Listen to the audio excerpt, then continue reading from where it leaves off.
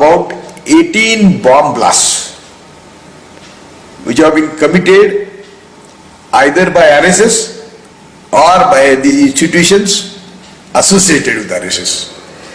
The accused involved are the office bearers of district level or state level of RSS, Sangha Pracharaks, and in all these cases, one Raghuvanshi, who was then ATS chief of Maharashtra, involved only Muslim boys in those cases, and he did not touch Hindu people, Hindu accused.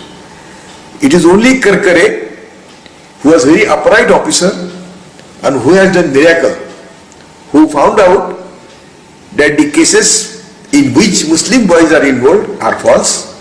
In fact, Colonel Purohit, Pradnya Thakur Sharma and others, even one Asimanand, you are not bound to give confession. Even thereafter, Asimanand Dev confessed that I cannot see the torture under which these Muslim boys are going. And therefore he gave statement and he said, when Vajpayee or Advani, they don't dare to tell me anything, why should I give false evidence against these Muslim boys? And therefore he has given evidence against all these accused and confession. When he was warned, he was not bound to give, and that confession is now, they say that was taken under pressure. If you see the record of confession, he was given opportunity thrice to rethink, and thereafter he gave confession and saying that even Advani Vajpayee cannot stop me, why magistrate should stop me?